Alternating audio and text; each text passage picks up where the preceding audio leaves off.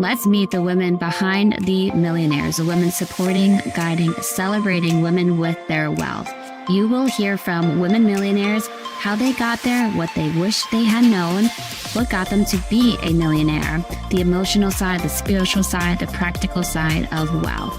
You'll also get to meet the women behind the scenes helping make it happen. Let's dive into Women Behind the Millions. I am Jessica Weaver, your host, best-selling author of 3 books, wealth advisor, and founder of the Women's Wealth Boutique. Let's start meeting the women.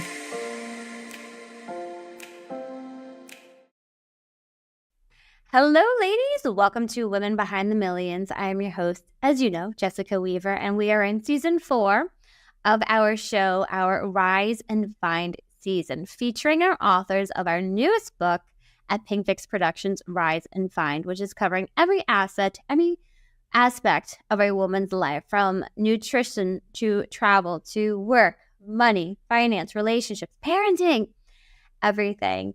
And we have a fun topic today. I'm very excited to be going into today's topic of travel. We all love to travel. We all swear we don't do it enough. And I found this quote: we travel not to escape life, but for life not to escape us.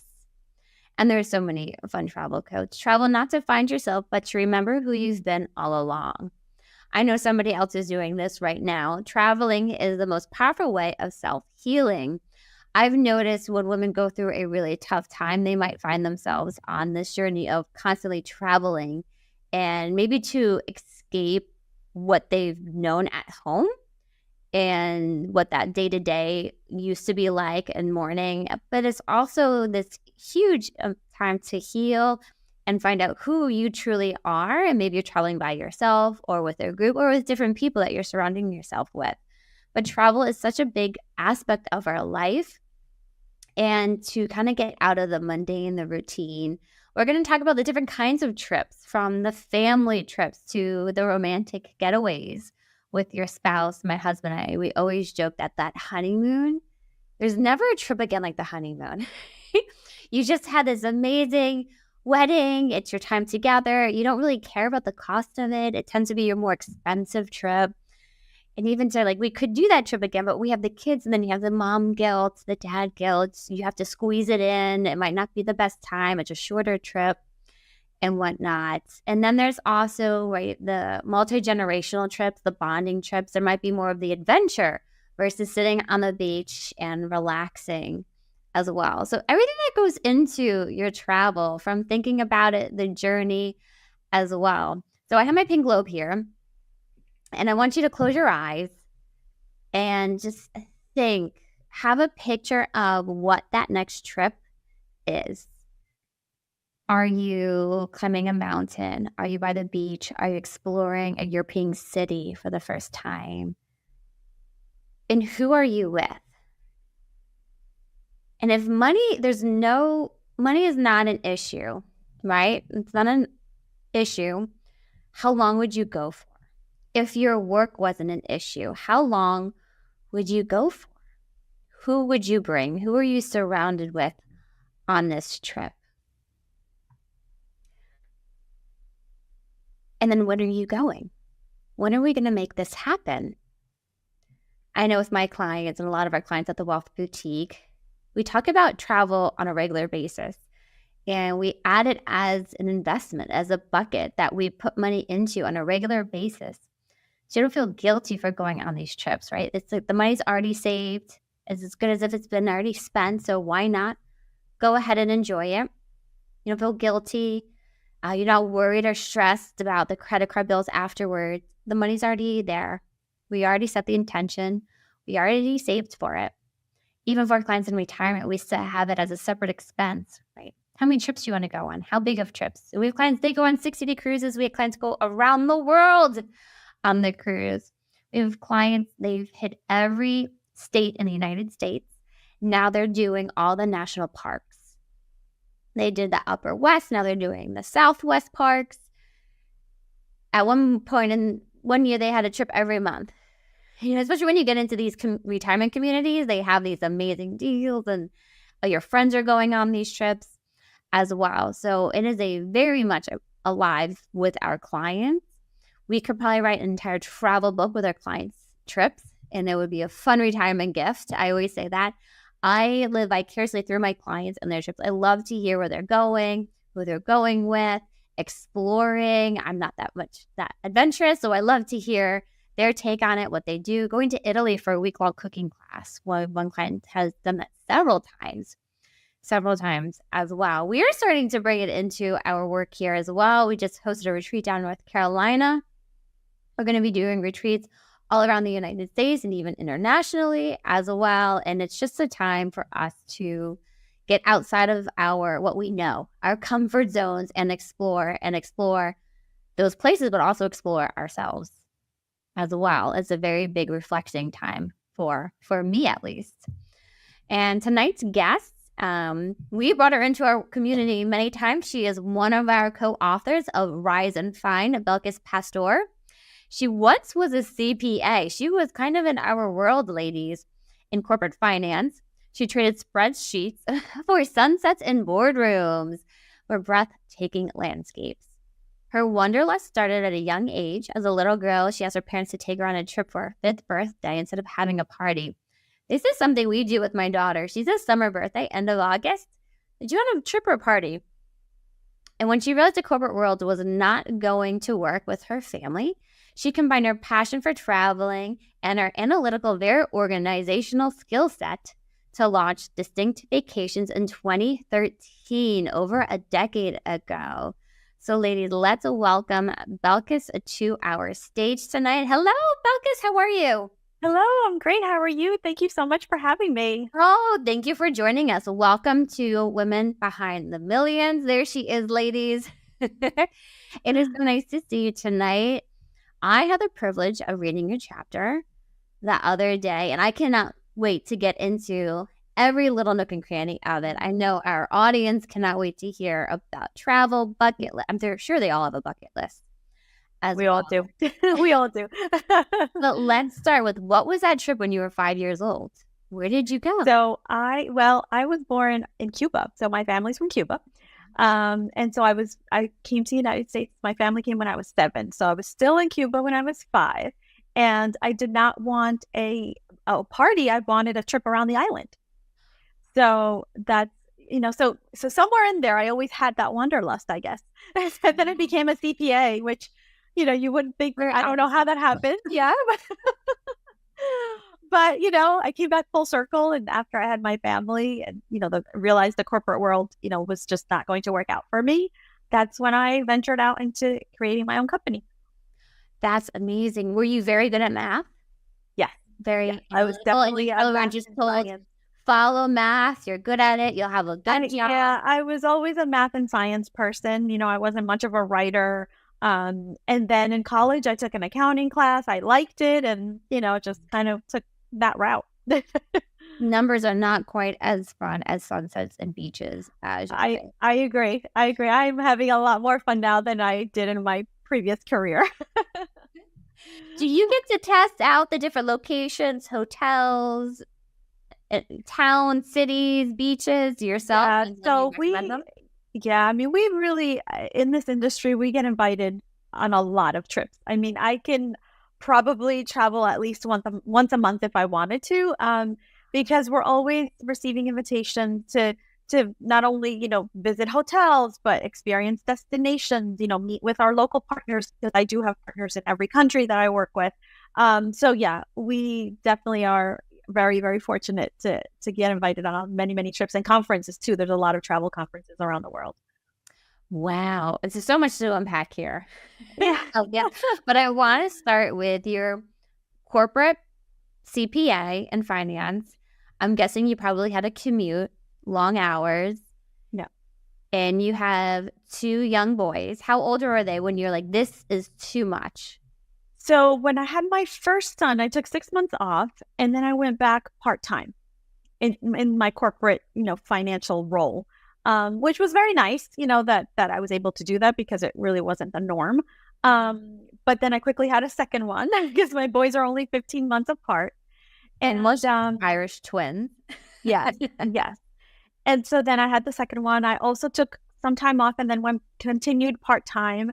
I think a few years in, I was just like, this is not what I want to do anymore. Part-time was nice, but I still had to be in the office, 3 full days a week. And, as they were, 3 years old, 4 years old, you have more activities and you have things going on, and I didn't want to miss any of it. So I just started thinking about, what can I do that I'm, I guess a few things went into it. What am I good at? What do I love? Because I wanted to do something that I was passionate about. And what is there a need for, right, in the marketplace? And so that's how it all came about. I loved planning vacations. I did it for ourselves. I did it for friends and family. And so it was kind of like, I loved the research part of it. I love the organization part of it, right? Putting a whole itinerary together. And then I felt that there was definitely a need for it because, what I do is all custom. So it's not, sure, you can go online and book a cruise or a group tour, a bus tour, but everything I do is really designing itineraries from scratch. So that's kind of how it all came about. Yes, I could tell with your chapter, I love being able to read them for everybody else, that so much goes into the planning of a trip, even learning the personalities of the people that you're working with, their interests, their hobbies, what they're passionate about. Are they go, go, go? Do they need rest time? Are they extroverts, introverts? What do they need? Do we need to add in a sports activity or an event, music, cooking class? I mean, the sky's the limit here. Yes. Real Belkys, from when people approach you, we want to go on a trip. Where do we start with you? So the first thing usually is a questionnaire. I mean, if it's a person that I don't know at all, I like them to complete this questionnaire just to get a feel for who they are. For example, what was your favorite hotel in the world and why? Right. So that tells me a lot about a person because I can just gauge okay, they love this place. I think they would love this other place, that type of thing. So, questions like that, just very, if for this particular trip, are there any must-dos or must-see? Or if you don't have a destination in mind, that's fine too, because I can help with that. So usually the first thing is just a questionnaire to just get a feel for the client, make sure we're a good fit. Then we schedule a consultation, always. So we always have a consultation to talk for at least 30 minutes about who they are, and who are the travelers and what are their interests, their hobbies. Like you said, are they go, go, go? Do they want to have activities every day, or do they want, maybe one day of a tour and another day of just relaxation or walking around on their own and exploring? So really, when clients come back, they always feel like, well, this trip was really for me, right? It wasn't, a pre-planned itinerary. I didn't spend too much time doing something that I really didn't care about, or, maybe not enough doing something that I wanted to do. So it's really, really personalized. And that's why we always have a consultation, no matter, even if it's a long-standing client, we always have a consultation for each trip. Yes. When you think of that question, what was your last trip that you loved? Was the hotel? What did you like about it? I mean, that puts a lot into perspective too. Mm-hmm. And because it seems like there are people that are hotel people and there are people that are more the Airbnb side of things. Yeah. So I always tell clients when they approach me about Airbnbs is that I cannot book that for them.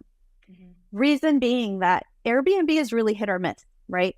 So you have the phenomenal stories about, oh my gosh, I rented a beautiful apartment in Paris and it was Airbnb and it was perfect. Or you also hear the other side of it where, you hear people, oh my gosh, I rented an apartment and I walked in and it was a nightmare. It was dirty. It was disgusting. I couldn't even sleep there that night. I had to go find a hotel, right? So you get both sides of the spectrum. And so if a client arrives at an apartment at an Airbnb that I booked for them, and that's the situation where it's not what was shown online, I can't help them because with Airbnb, you really have no recourse. Whereas, if by chance I book a hotel room that perhaps the client is not very happy with, I can immediately call that manager of that hotel to switch them to another room, right? So that's how I really, explain to clients is I can't do that for you because I can't help you if something goes wrong. Yes, no, that's so true. And however, I do rent like villas very often, private villas and private apartments, but I go through a management company that I partner with, right? So that I know there's always somebody there to call to say, hey, the apartment needs to be cleaned, or, whatever, there's a leak in the ceiling, anything. So Yes. yeah, there's just a different way to do it. And you're giving great examples of your help while they're on the trip even. Right? And I think that's the biggest piece, right? You're not trying to figure it out on your own. Like, we're not happy, we're not satisfied, or there's an issue, they can contact you about this. Absolutely. Yeah. Or my local partner. So in every country, I have one company that I partner with. So if, for example, you're in Italy for 2 weeks and let's say you can't find your driver, you arrived at the airport and the airport's really busy and for some reason you're not seeing each other, you don't have to worry about calling me at 3 a.m. here in New Jersey. You have a local person always in Italy or whatever country you're in to reach out to. Oh, that's fantastic. Yeah. Yeah. What would you say is often forgotten or not thought about when people are planning a trip?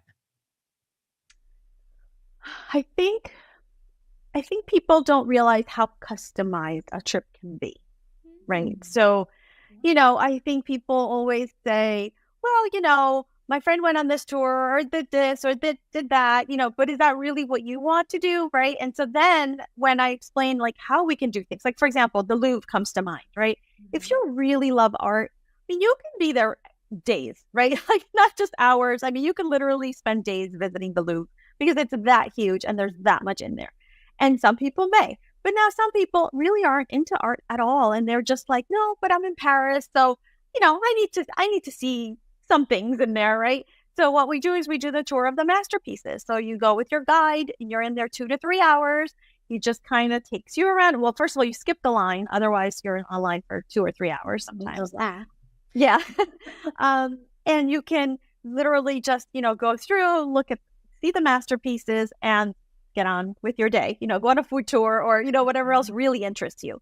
So that's what I think people don't realize that is out there, right? They're just Googling and they're finding things online and they're like, oh, this looks like a good tour. I'm going to book this, but maybe it's really not the best tour for you, because we can customize everything. So I think people just don't realize that there are, services like mine and, there are many out there and many have specialties these days, right? So you have a Disney expert, you have a cruising expert. For me, it's more just the customized private itineraries and it's all international. So I don't really do any US travel. So yeah, there are a lot of experts out there like me that really, focus on specific types of travel. Oh, that's fantastic. Great example too. And I would never think, right? You can skip the line. Yes. We learned that with Disney. I learned that very quickly. Oh, gosh. And we had to learn so much. We were YouTubing it. Like you said, you're Googling it and YouTubing it. Right. Chaos for it as well, too. Now, in your chapter, Belkys, you talk about different kinds of trips. Let's talk about these, right? Is it the family trip? Is it the romantic trip? Give us some ideas of these different kind of vacations. As I can speak for myself and of course, for a lot of my clients is, we're busy women, right? So my clients are either running their own businesses or oftentimes they're C-level executives, right? And they have husbands and they have children and they have jobs, right? And so we're all so busy that it's so important to take out that time. And, even if it's just a long weekend with your husband, right? That is so important to just really kind of put everything else aside, focus on each other, find things that you love to do together. So that's the romantic getaway bucket, right? And oftentimes, when the kids are young, people just do a long weekend. And then I see as the kids start to get older, they're more comfortable maybe leaving them with the grandparents for a week, or, and of course now if you're like me and my kids are in college now, we've started to take these amazing, empty nester trips. So it changes, right? Yeah, it changes. It changes so much, throughout our lives. But it's so important to really connect. And then you have the family trips and the multi-generational trips. So the family trips, you and your husband and your children, right? And again, that changes. Like we mentioned, a little while ago, is that, when they're little, you do a certain types of trips. And then as they get older, you start, being more adventurous and eventually, going internationally with the kids. And what I've seen a lot, and I've seen a lot more since COVID, I've seen so many more multi-generational trips. That's nice. So these are the trips where, the grandparents are calling me. And so, they're in their 60s or 70s, right? And it's almost like they've realized like, wow, like COVID can happen again, right? We can be locked down for 2 years again without being to leave this country or, to get on an airplane. And so they're really looking to take their kids and their grandkids on these amazing vacations where they just get to spend a week to 2 weeks together and really just check off something on their bucket list but do it with their kids and their grandkids. Yes, it's true that that's my parents, late 60s, and it's like we want to be able to enjoy the trips now. I don't want to worry about my knee hurting me, my hip, or my shoulder, or my back. Right, be able to do things. I say that with my clients a lot too. It's like, and we budget and we plan for the trips, into maybe their 70s or 80s. Those are the bigger trips. Like you want to do these tours. You don't want to have to sit on the side while everybody else is hiking, and you don't get to explore. Yeah, exactly. So I've definitely seen, we always saw them, but I feel like since 2022, like so 22, 23, 24, we've seen a lot more demand for those types of trips. And, sometimes they're renting a villa in Tuscany, right, for 10 people and they're spending a week in Tuscany. Other times they're, doing multiple countries and moving around more. But so it really depends, on what they're, a lot of times it's just a bucket list destination for them. That's what's going to ask next. Yeah. So how do we approach, if we have a bucket list, these are all the places I want to go, how do we approach that, right? Prioritizing it, pushing for it. What would you recommend? I always say the first thing is think about where you want to go and then the time of year that you can travel, right? Because you can't go anywhere any time of year. There are rainy seasons, there are, for example, Amalfi Coast, right? That's on a lot of people's, bucket lists. Or the Greek islands, for example. So you both are the same with what I'm going to say is that they both really shut down from end of October till beginning of May.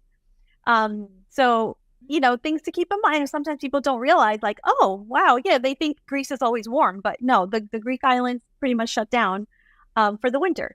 Things like that. So it's just so important to make sure. Weather is never guaranteed, of course, but just making sure that you're not going somewhere during the rainy season, things like that. So I think that's important. And then the length of time is important too, because if you want to go to Asia, for example, it's going to take you a long time just to get there. So if you only have a week, it's really not worth it to get on a plane for, 15 hours or more, 20 hours, and then be there for 5 nights and come back. So, those are all the things that we really take into account. When we're planning a client's trip, that's all part of it too, is number of nights, where they're going, and the weather during the time that they're traveling. Okay. Oh, good factors to remember, ladies. When I talk to women who are coming into retirement, while we're working, we're so constrained to maybe the school year or your kids, right? Yes. When you can travel together, or you only have so many vacation days, and then in your retirement, you could go somewhere for 2-3 months if you wanted to. I know. Yes. Forget about these things. Or one of our advisors, her husband's now retired, and she's like, I got to figure out how to work remotely. I'm like, well, you do it all day long, right? You just bring your computer and you can work so many hours, and then you can go off gallivanting. Absolutely. And, you can find a beautiful apartment in a city that you've always dreamt of and, live there for a couple of months. Why not? That's kind of my goal someday. Where have been your favorite places, Belkys? And then what's still on your bucket list? Oh, gosh. I feel like I can never say I have a favorite place because honestly, even before launching my business, I love everywhere I go for a different reason, right? So, for example, I love the Caribbean. Like we did Turks and Caicos this summer with the kids, and I love Turks and Caicos. I've been there many times, and it's one of the most beautiful beaches in the world. So if you just want that relaxation, perfect beach, you can't beat going down to the Caribbean. You're flying for 3 hours and you're there, from where we are in New Jersey. But Europe has my heart. Like I love Europe. I love European cities, all of them for different reasons, because they're all different and unique. I would say 2 countries that I go back to again and again are Spain and Italy. I do, those are kind of high on my list of places that I just love, spending time in. I do have 2 trips coming up that have been on my bucket list for a while. So I'm going to Africa next month. Wow, how cool. Which I'm very excited. For how long? Very excited. For 2 weeks. 2 weeks. 2 weeks. And that's just my husband and I going because the boys are in college. And then in May, my older son graduates from college. And I just booked us a trip to Japan because that has been his dream. He's been talking about going to Japan since he was in high school. And so he graduates in May, and a few days later, we're off to Japan. So That's super excited. incredible. Yeah. And how long are you going to go to Japan for? Also 2 weeks. 2 weeks. It's a long trip. Yeah, exactly. I mean, you can't go on these long flights and just be there a week. I feel like to make it work your time and just, you at least want to see a few cities. And that's the other thing. I don't like to do it myself, and I don't recommend it. It's like all that jumping around, like 2 nights here, 1 night there, 2 nights here. I think that a trip like that, at the end of it, you don't remember what you saw. You're exhausted, right? So I prefer to stay in cities like 3 nights, 4 nights, depending on where you're going. And really, you can take day trips from there. You could explore the city, but all that moving around every 1 or 2 nights, it's not for me, and I don't recommend it unless someone is absolutely set on doing that. We don't. I was going to ask that. Yeah, how much you bounce around for it too. I could see that getting exhausting. And it's just like, get me to the next destination, get me to the next, instead of just being able to enjoy it. We always joke that I feel like by the last day of a vacation, you finally feel relaxed enough to enjoy it. Yeah. And then you got to go home. I like the 2-week idea though, right? You give you some time to settle in after your travel. Yeah. You don't feel rushed to, I just unpacked, now I got to pack again. Yeah. I would say in general, and again, everything we do is custom. So oftentimes I will have clients just go for 1 week to Europe. And that's fine. We usually select a couple of cities and they do 1 week, and it's still fine. But I would say in general, the majority of people are doing 10 nights if they're going to Europe, or 2 weeks, 10 nights to 2 weeks. And then when we're talking, Africa or Asia, it's generally more in the 2 week range. Okay. Oh, that's good to know. Good to keep in mind. So maybe you wait until you're retired, the kids are gone, to do those longer ones. So that can help prioritize your bucket list. Okay. Yeah, I mean, and we did a lot of it over the summers with our boys. When they were a little bit older, we did do those 2 week trips. But now, what happens as soon as they start college is that all kind of comes to an end because you lose your summers even because they have internships. So, really throughout high school, you can manage to do it, and also they used to have the same spring break. So we either used to do spring break, and then summer vacation, but now, spring break is different. They have internships in the summer, and now we find ourselves just squeezing in, a week here and there, either right after school ends or right before they go back. So it gets really difficult. Yeah. Sure. And in your chapter, you talk about like the compression socks. I mean, some really nice, simple travel tips that help you get acclimated when you land, help with that. We all know you get bloated when you fly. Stay hydrated. Can you give us some of those travel tips before we take our first break? Yeah. So one of the things that I started using probably a year or 2 ago are the air tags. So the Apple air tags. And if you don't have an Apple phone, you can there's also the Android ones. I forget what they're called, but basically you can just throw in each piece of luggage that you're checking in. Now, it's not going to prevent your suitcase from getting lost, but you will always be able to see where it is. Because believe it or not, the airline sometimes will say, oh, say you landed in London, for example, and your suitcase is not there. And I have heard of stories where the airlines will say, oh, it's still in Newark Airport. And people are like, no, it's here. I see it. So things like that actually happen. So it's just so useful to have that in your suitcase, and you can always see where it is. So that's definitely, one that I love. And for those overnight flights, the compression socks I love. Put them on as soon as I get on, keep them on for the whole flight. And, your legs just feel lighter. You don't have any swelling. It helps so much with, especially when you're on the plane for 8 hours or more sometimes. Yeah. Oh, great tip. The air tags. That very smart. You always do the stories, right? My grandmother flew from Florida to Newark, New Jersey, and our luggage ended up in France. Like, how? This was years ago. It feels like it's gotten better, but still, I know people completely lost everything that was in their suitcase. That's like never put nice jewelry in your suitcase. No. Travel. No. I always say, never put anything in your checked bag that you can't live without at your destination, right? So for me, like, for example, contact lenses, I wear contacts, like my extra pair of contacts, my, anything like that that you can't easily buy, right? I mean, shampoo, you could buy shampoo, but things that are so personal like that, glasses, jewelry, contact lenses, like things, medication. So things that you can't easily get, don't ever check it in. I feel like when you check that bag in, like, assume you may not see it again, because unfortunately, that is the reality. It could happen. Sadly. You always bring a roller bag that you don't check. Yes, I always have a small carry-on with, like, so I'll put all my essential things in there, and also like a change of clothes, because just in case. Just never know. Very smart about that. Well, stay with us, ladies. We will be right back. At Pinkfix Production, your story matters. Your voice matters. You matter. It is a privilege to hear your story because of the truth behind it.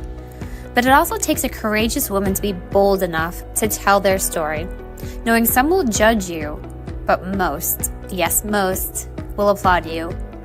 We want you to step into being a thought leader and making change in this world, because let's face it, lady, you won't feel satisfied until you make your mark on the world. We accomplish this through several forms of media: podcasts, book publishing, magazines, TV shows, and events. We take you through our 5-step proven process to becoming a thought leader. From getting clarity over your mission, building confidence to use your voice, leveraging the media to declare your mission, aligning with strategic partners, and how to launch your legacy. Yes, we build a platform with you so you can ignite your revolution. All right, ladies, we are back with Belkys Pastor, founder of Distinct Vacations. We are talking all things travel today. This has been an amazing conversation, Belkys. What is it like to work with you? How do you get paid? Because say, like, is it going to cost me money to work with you? But I feel like it's going to save them money, save them time, definitely save them time for it too. How does that work? Yeah. So after, like I said, we always have that complimentary consultation, right? Let's get to know each other. Are we a right fit, right? What the type of trip that you are envisioning, is that, what I can put together for you, right? So that's always the first step. After that, if they would like to work with me, then I start designing their itinerary. But if that's the case, then there is usually a planning fee. Mm-hmm. And I say it starts at $500. Typically it's $500, unless, it's a month-long trip, or, you're combining, 3 or 4 countries, or, right. So depending on the complexity of the trip, but typically for, 1 to 2 weeks, one country, the fee is $500. And so that's what I charge before I start actually designing the trip, right? So then the process is I design the itinerary based on everything I have learned about the client. Then I send it out to my local partners for pricing and availability, right? So now there's all these components, from hotels, drivers, guides, private boats, whatever, depending on what they're doing and where they are. So all these components need to be priced out. And then the client receives the detailed itinerary. I have an app, so it's all online, very, very detailed, day by day, for their trip. And so, of course, they get to review it. We get to make changes, because everything is customized. It's never a cookie cutter package. And so from the time that they decide to proceed to the time they get it back, it's typically seven business days, more or less, I like to say. It depends on how busy things are, and who my partner is, and how quickly they get back to me. But yeah, they get a fully customized itinerary. Once they're ready to proceed with that, we place a deposit. And then between that time and the time they travel, I get them ready for the trip, right? So they'll receive, every month, they receive an email with valuable information. Like, for example, the very first one is always going to be, check your passport for expiration date. That's up on you. Good point. Believe it or not, I have had 2 occasions when clients called the night before, this was years ago, that they never checked their passport. So they will receive from me a couple of reminders to check their passports. And then everything from that to, FAQs, suggested restaurants, travel tips, a travel checklist, right? So I really get them ready until 2 weeks before the trip. Then they receive the final travel documents with, exact pickup times, local phone numbers, etc. So they're all ready to go. They just have to pack their bag. So they pay you Right. But separate from that, the initial planning fee. And you're paying for the flight, the hotels, all of the excursions. So the planning fee is it's my fee, my fee up front. Yes. And then they're paying everything else that they pay for is the cost of the trip. Okay. The cost of the trip. There's no other fees. Instead of having to pay those individually, it all comes. Yeah. So if it's a family of, if it's a couple, let's just say it's a $15,000 itinerary, we have a deposit and then final payment, but it's a, one charge. It's not right. They're not seeing 20 different charges for, each driver, each guide, So they get a package price and that's what they pay for. Yeah. And to me, just financially, that seems so much better because you forget how much different things add up and like, oh, well, that is what now we know, okay, this is the overall budget. This is what we need to save towards. Yeah. Okay. And then it goes off from there as well. Yes. Oh, incredible. How far in advance should they reach out to you, Belkys, when they want to get a trip going? Honestly, what we see is that the earlier, the better these days. There's so much demand for travel that we are already seeing, like, planning for next spring and summer. Sometimes, like, I'll do an itinerary even this far in advance. And then a week or two later, when the client is ready to proceed, I mean, not that things are sold out, but certain room categories, this room category is gone. We need to switch to another room category, so you can see how quickly inventory is moving. Now, flights become available 11 months before travel dates. Okay. So oftentimes people like to see the whole picture, and what are the flights and how much are they going to cost me, things like that. So 11 months would be, the earliest that you can see the actual flights and the cost for them. I get people I would say most people are planning at least 6 months ahead of time, Okay. But then some are planning a year or more. So it really depends. We have some planners out there. Yeah, they want to get an idea what it's going to be, or maybe if it's a multi-generational, bigger, you just got to get the dates out there to everybody, budgets, things like that, and whatever. And then you have so many cooks in the kitchen, right? Trying to figure out what. Yeah, everyone wants to, have their idea in there. So and then certain things like, for example, like private villas, those go really fast, right? Okay. So because again, there's not so many, like hotel rooms, right? So if you have, a family of 10 and you want to rent a private villa, in Tuscany or the Amalfi Coast or, anywhere like that, or Greece, again, those are going to be limited. And oftentimes people will book them every year. So they're booked, a year ahead of time. So. Yes. Okay. So 11 months, ladies, to get Belkys. You have an idea, talk that through. Now, and we've spoken about this before, let's say I have $10,000, $5,000, $10,000. I don't feel like I have enough money to do this trip. You can work with them and say, okay, well, this would be like the hotel that would be in your budget, or we can maneuver how many excursions you do and things like that. Yeah, as long as it's a reasonable amount, right? Because so I only recommend 4- and 5-star hotels when I'm planning my clients' trips. So anything less than that, you're just not going to be happy with, to be honest, when I started, already 11 years ago, I was like, oh, I can help anyone with any budget. And what started to happen is I would, and then they would come back and they weren't happy because they were like, well, this cute little hotel in Paris, like the water in the bathroom wasn't hot enough. The shower wasn't like good, good quality shower, or, we had to go up a flight of stairs with our luggage, right. So that's what starts to happen when you're in 3-star hotels.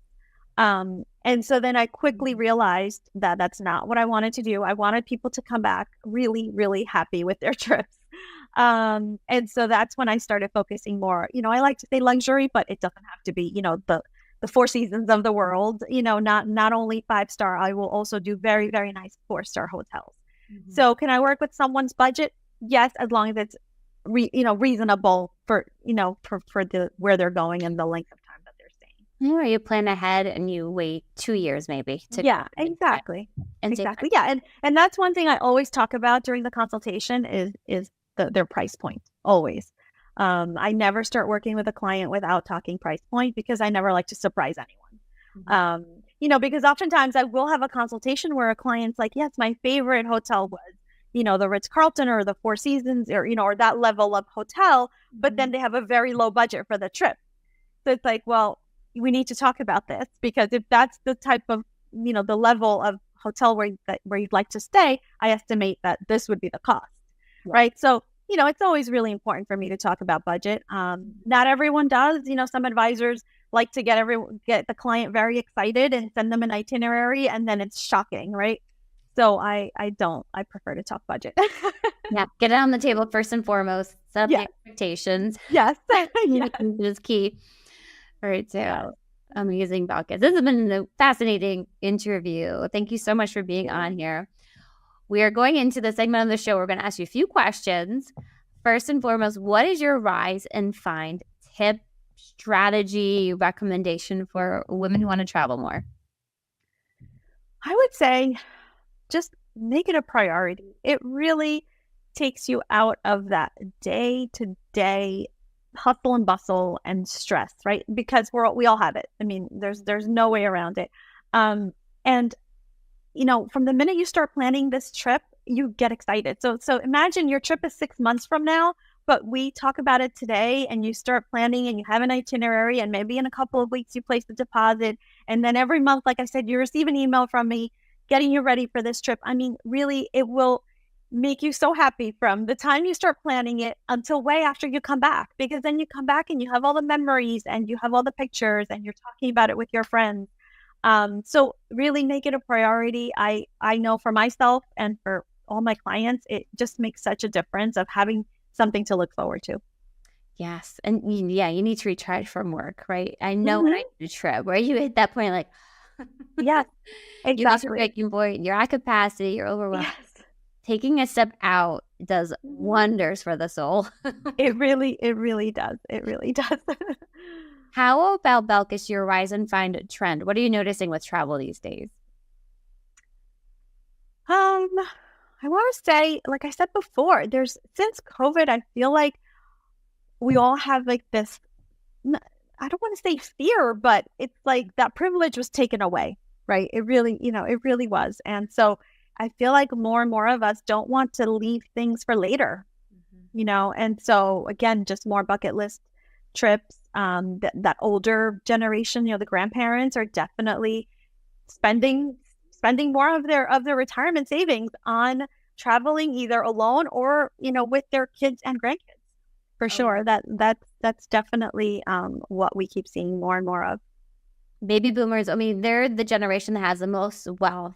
Yes, previous generations going into retirement, and they definitely are that traveling more than ever. I mean, think back when my grandmother retired, you go on one cruise and that was kind of it. Yes. Her trip was going to Atlantic City and doing the slots. Yeah. And also what I'm seeing is even people like your age and my age, right? I mean, listen, we've all grown up thinking like save for retirement, right? I mean, and of course you have to save for retirement, but I see more people enjoying their money earlier in life. Yeah. Oh, sure. Mm-hmm. Yeah. And taking those big trips, when they're still younger. Yes, definitely longer trips, bigger trips, right? Dropping everything like, I'm going to go enjoy travel, or because of the virtual work, they're able to do things that we weren't able to do before COVID. Even talking about your own business, what was that like going through COVID and your business? Yeah. Like nobody could travel. Yeah. So 2020 and 2021 were bad, right? So 2020, I spent, I would say from March through the summer canceling trips instead of designing trips. Nightmare of canceling up. Yeah. It was sad. It was very sad. It really was. One great thing that came out of it is that all those clients, so, I mean, most people were already all booked for summer. I had so many trips, right? Because that was March. So many trips were already finalized and deposited or even, fully paid. So having to cancel all that was really heartbreaking.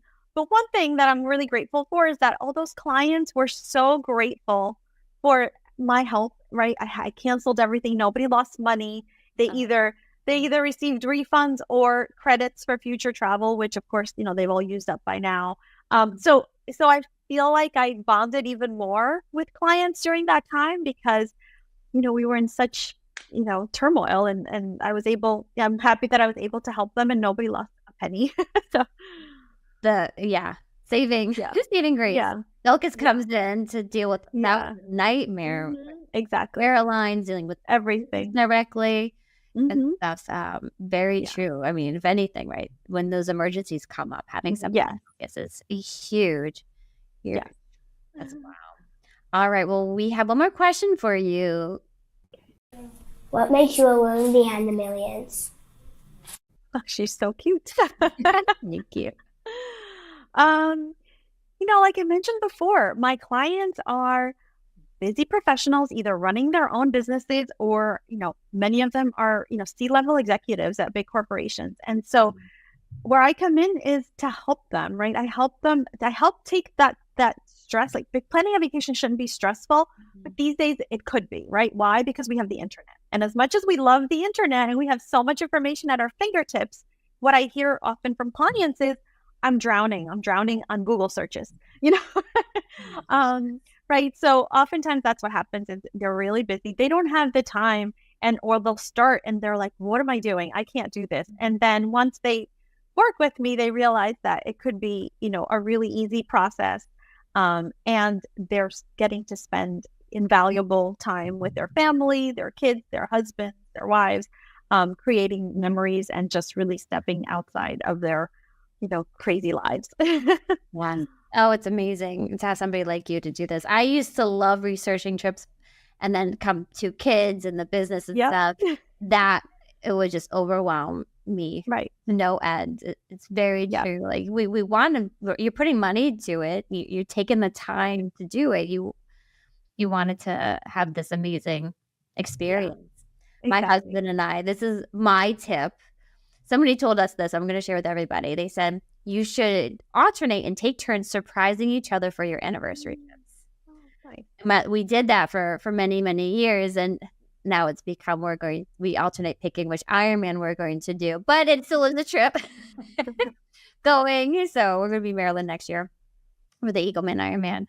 But that was so much fun because then I'm thinking, you know, what would he be surprised to do? Back and forth. And that was a fun thing to do. So I encourage everybody to do that. I'm sure we'll get back into it as the kids get older as well. Yeah. For it too. Well, Belkys, where can everybody find you? All right. So my website is www.distinctvacations.com. So there you can read all about me. There are my emails there, my phone numbers there. So you can, you know, feel free to reach out anytime. On social media, it's also Distinct Vacations. So I look forward to working with many of you. Oh, thank you so much. And thank you for being an author in our new book, Rise and Find, launching November 14th, 2024. So close. I cannot wait for this book to come out as we're gearing up for every component of a woman's life, right? You think of that wheel of balance chart, right? On the spiritual side, parenting, career, money, travel, hobbies, passion as well. It's such a well-rounded book and such a diverse authors, and each one just complements each other. It's so amazing and refreshing. So thank you, Belkys, for being a part of this. And ladies, make sure you get Rise and Find November 14th, 2024. And we will see you on our next episode of Women Behind the Millions. Thank you so much. Hey, money queens, looking to get your wealth to that next level, 7, 8, 9 figures? Follow us on Instagram at PinkFixMyMoney and at Women's Wealth Boutique for more millionaire money tips.